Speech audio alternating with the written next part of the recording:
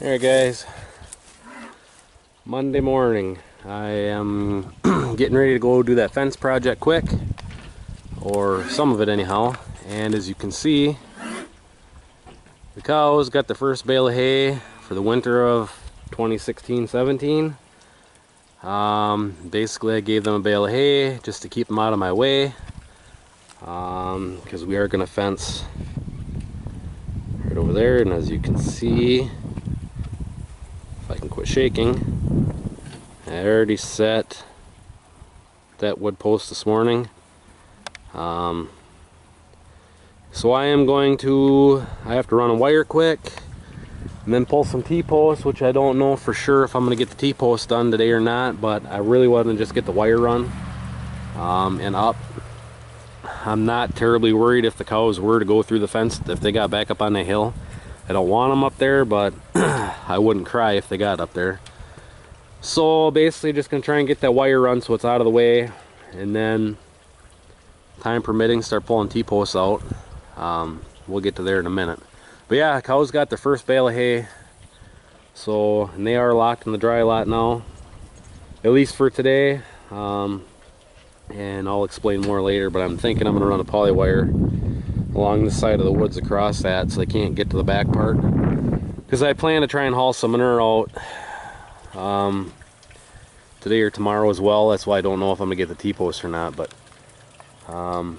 so yeah, as you can see, their water is trickle feeding, and that is 160-degree water coming out of there. So normally I don't have to worry about that stock tank freezing in the winter, and before too long I will do the same with the calves, but that's another time. So anyways guys, I'm gonna head out there and I'll catch back with you in a minute.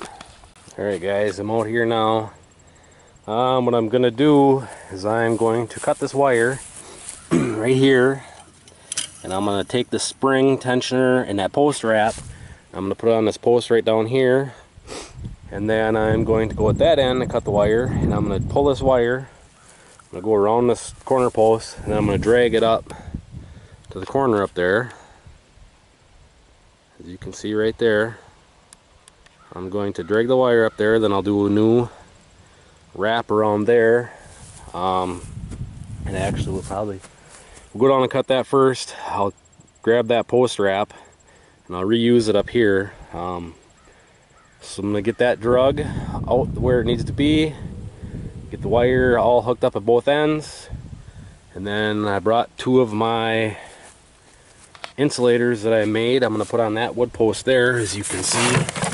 And here, get them on there so the wire is at least hooked to the wood posts, and we'll go from there. Alright, so what I'm going to do is I'm going to cut this wire right here. I always step on it so it doesn't shoot out like crazy. I'm going to cut that, and then here's the post wrap. I'm going to cut him because that little piece of wire there is no good anymore, because I can't get it on the other T-post or the other corner post. So I got him. So what I will do, turn you guys around, and you're probably not going to see what I'm doing, but I'm going to save this post wrap. This wire will get thrown in the scrap. I'll save him, and then we will ride up to the other end. And what I'll probably do is I'll cut that wire after dragging it up there. That way I can use that post wrap as a handle to drag the wire up. So I'll get back to you guys in a moment. Alright guys, so I did a little bit different. I just hooked the other post wrap with the tensioner on the other post in the corner, and I just drug the other end of the wire.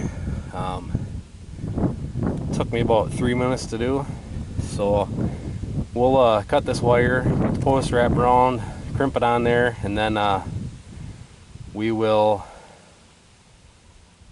set those insulators, and then we'll pull the wire tight. So what I've got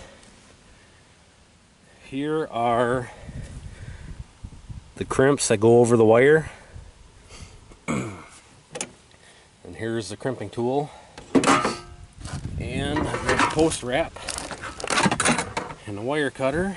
set these over here so I have them. Hang on to the crimp so I don't lose them. So you just kind of figure about what you need for wire here. I'm probably going to be right in the way. Pull it somewhat tight, and I'll cut this back here. Here. And then slip your crimps over it like so. And then put the post wrap over it. Like that. And then figure about where you want it to go around this other post. It's going to be right about here. If you guys are seeing this or not. The crimps are going down the wire away from me. Kind of pull it somewhat snug. Then you take and slide this wire back through your post wraps, or through your crimps.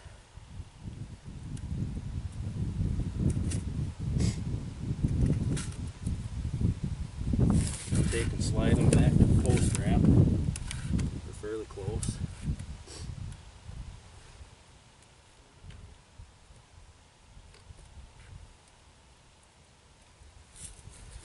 Grab you guys so you can kind of see what the heck's going on here.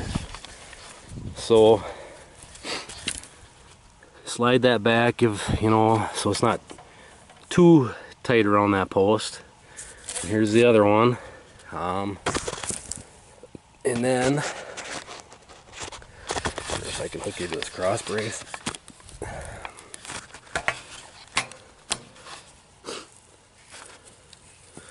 I'll try and look and see if you guys can see what I'm doing. I think you can see that. So that's somewhat close. Take the crimping tool. Hopefully my melon's not in the way. Crimping tool over there.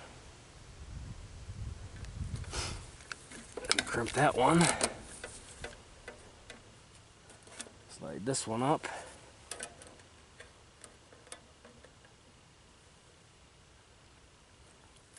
Crimp him. I'm going to crimp this other one. Again, I don't think it crimped good enough.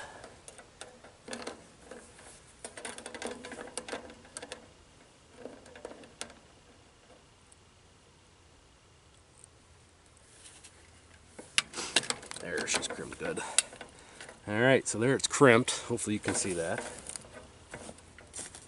And then put the tools away so we don't forget those.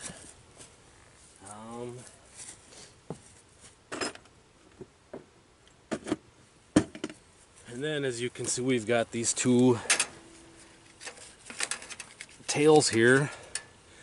What I will do is the bottom wire, I'm probably just going to cut a little bit shorter, but this top wire here will get tied in to the wire here. See, I have this line and I have the bottom line. The neighbor has a top and a second from the bottom. So I will tie that into there quick. Actually, I'm probably not going to tie it in there today because I don't know if I want it powered yet. So when the time comes, I will crimp that to that wire, which I'll show you those crimps, because that other line is not cut. So what you have these other crimps that you can slide over a wire and then slide your other wire through the bottom one and then crimp this. That'll connect those two. So those are in there. Now we'll go put those insulators on that other wood post, and then we'll go to the other end and pull the wires fairly tight. Alright, so there's that wood post. I will grab the stuff here and we will hang the wire on that post. And I am a big fan of pole barn nail or pole barn screws. And then you can use your 1/4 inch. They're just so nice to work with. So what we will do is take and slide him over wire.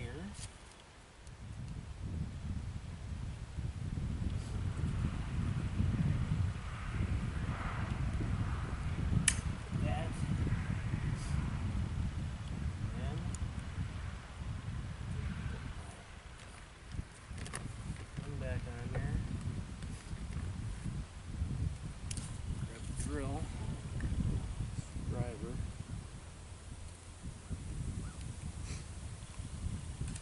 I want this wire about that high.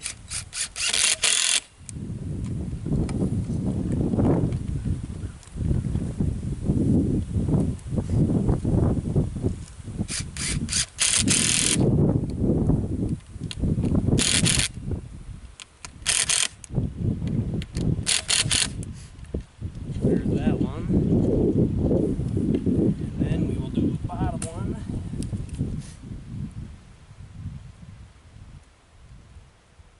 over there. You guys can't see what I'm doing, I'm sure.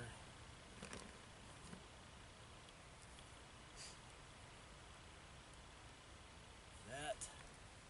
And the bottom wire I want about right there.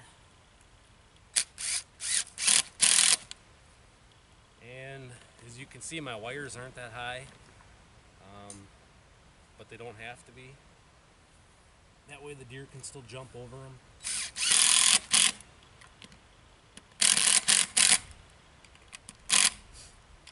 There. So there's that. And I'll show you guys in a second here. So like right now, this poly wire, as you can see, is what is keeping my cows from going up on the hill. If I were to take this pigtail post and come over here and step him in the ground, as you can see, my wire is about the same height as what that pigtail wire would be, at the top of the pigtail. So it's plenty high enough to keep my girls where they belong. And actually, one wire would probably be fine, but this 15 acres is gonna be corn next year, and I don't want the calves to get out in the corn, so we're doing 2 strands. But now we'll run down there quick, tighten up that top wire so I have a nice straight line for setting these T-posts, and I'll have to pull T-posts back out of here to do that. Basically, I just want to get the wire up today's cows see it.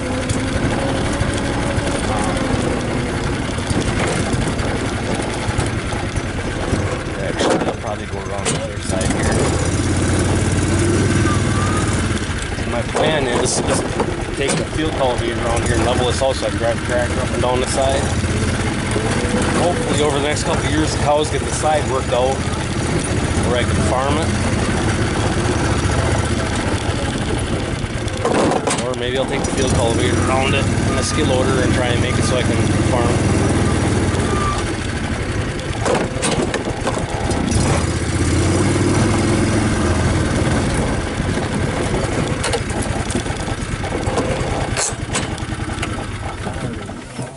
So you guys can see what the heck I'm doing here, which you should be able to, I guess. I'll grab the tensioner tool. And the bottom wire runs all the way back to where the lane comes in, so I'm going to leave the bottom wire loose for today. I'm just going to get the top one tight. So then you just take your tensioner tool, you've got your tensioner and your spring, and you just tighten her up to as tight as you want it.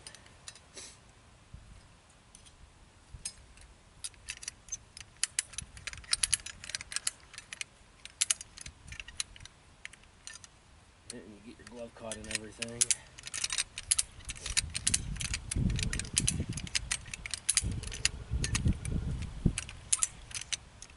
So tighten this up fairly tight so we have a nice straight line to follow with the T-post when we set them.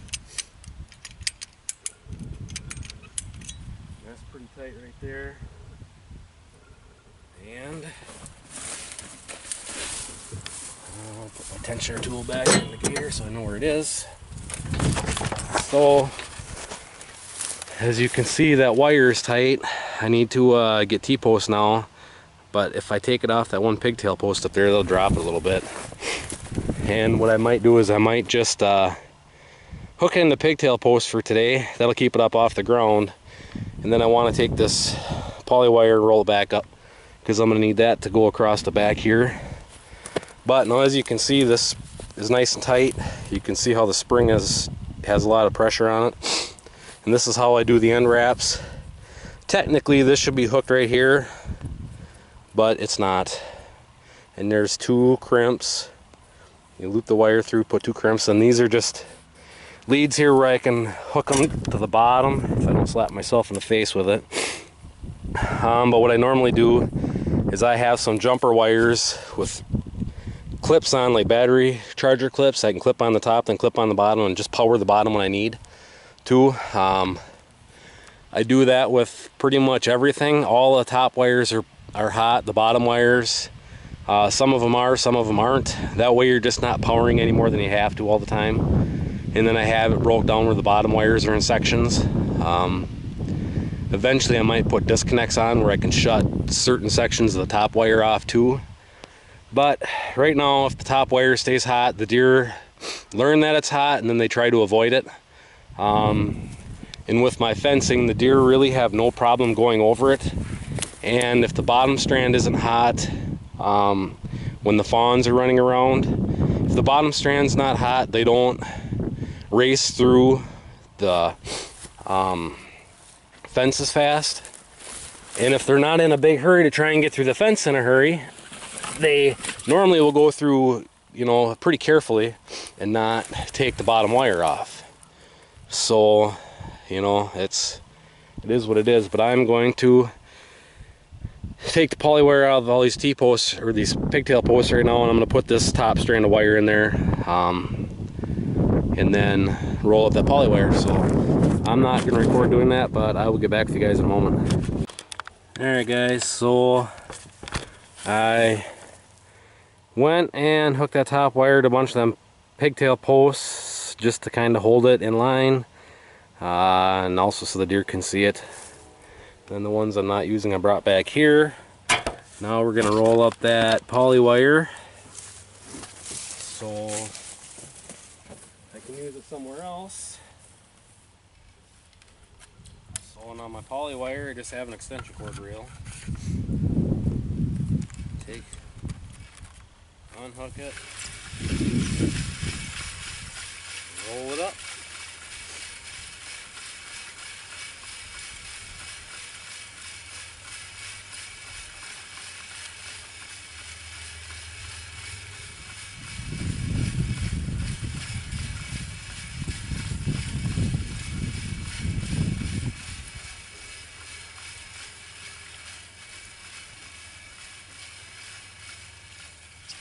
And if you get to where your wire starts getting loose on your reel, go around your legs, so you just put a little bit of tension on it, so your wire will stay tight on your reel. Just makes it nicer, looks neater.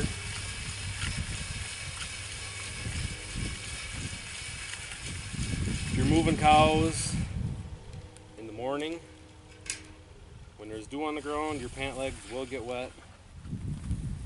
But here's this. Take and loop him through the bottom. We're all good to go. It's ready for the next time we need it. So there's that. They say now I got to pull T-posts out here. Need to go up there and grab that last. There's about 40 feet of wire up there that I need to roll up that come off this line when I drug it up there. Pull these T-posts out.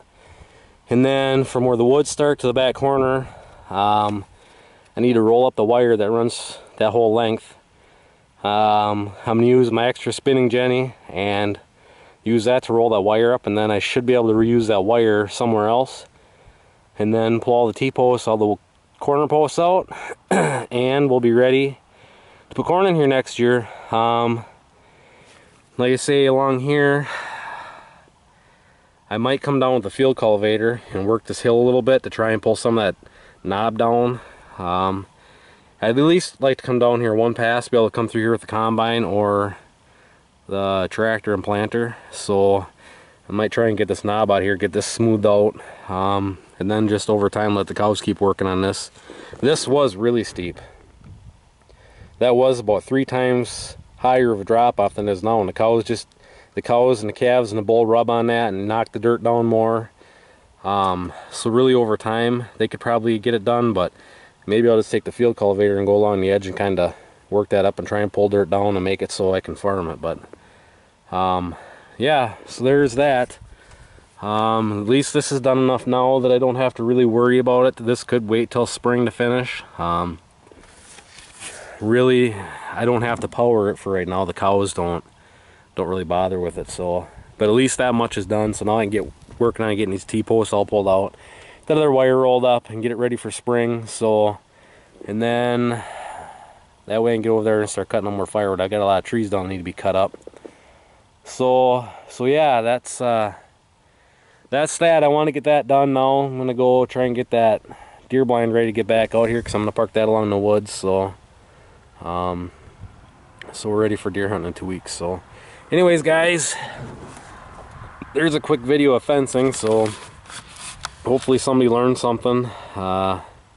This high tensile wire is the way to go in my mind. I grew up with nasty ass barbed wire, fighting with that crap, and woven wire and all kinds of stuff, and the cattle stretched out, and then you try running wire, electric fence inside of that stuff, and the deer goes through it and wraps your electric wire on the barbed wire and it just shorts out. And at least this way here, there's nothing to short out on except for a T-post if it breaks an insulator, and usually that's pretty easy to find the problem. So I think this high tensile wire is well worth the investment, and in my mind it's pretty cheap. I mean, a 4,000 foot roll is 90 bucks.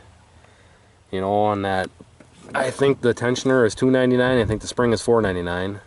Most post wraps for a bag of 10 is, I think they're about $1 a piece, so it's not that bad. Anyways, so yeah, I think it's well worth the investment to use high tensile wire. And you know, this stuff, if a tree falls on it, you buzz the tree up on each side of the wire pops back up to where it needs to be, and you're good to go.